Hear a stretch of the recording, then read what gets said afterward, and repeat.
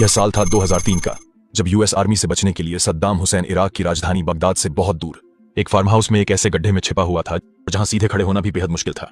जब सद्दाम हुसैन की तलाश में यूएस आर्मी इराक का चप्पा चप्पा छान रही थी, खासकर बगदाद का, तब सद्दाम स्पाइडर होल कहे जाने वाले इसी गड्ढे में अपनी जिंदगी गुजार रहा था।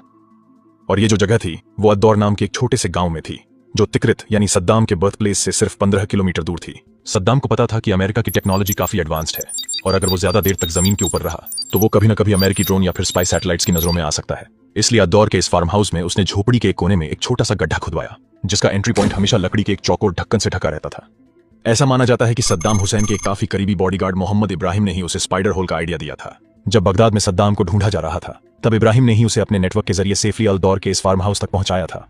मोहम्मद इब्राहिम ये भी जानता था कि यूएस ऑफिसर्स कभी न कभी उसके सहारे सद्दाम तक पहुंचने की कोशिश जरूर करेंगे, इसलिए वो अद्दौर से निकलकर वापस बगदाद चला गया। हाँ, लेकिन सद्दाम हुसैन की देखभाल के लिए इब्राहिम ने उस फार्म हाउस पर 2 नौकर रखे जो उसके काफी भरोसेमंद थे, और यही 2 लोग फार्म हाउस में छोटे मोटे काम करते थे और सद्दाम हुसैन की हर छोटी से छोटी जरूरत का ध्यान रखते थे। सद्दाम जब इस स्पाइडर होल में रह रहा था तो वो रोज नियमित रूप से कुरान पढ़ता था और हर दिन एक डायरी में कुछ न कुछ कहानियां लिखता रहता था और कुछ गलतियां होने पर उनमें सुधार करता था। ये सब वो इसीलिए करता था ताकि किसी तरह उसका समय कट सके। वो इस स्पाइडर होल में हमेशा बोरियत महसूस करता था, साथ ही हर वक्त उसे एक अनजाना डर भी सताते रहता था। सद्दाम को अमेरिका से ज्यादा अपने ही लोगों से धोखा खाने का डर था। उसे हर वक्त लगता था कि उसका कोई अपना ही कभी न कभी उसके बारे में यूएस आर्मी को इन्फॉर्मेशन दे देगा। इसलिए उसने अपनी जरूरतें इतनी कम कर दी थी कि उसे ज्यादा लोगों के कांटेक्ट में रहने की जरूरत ही न पड़े।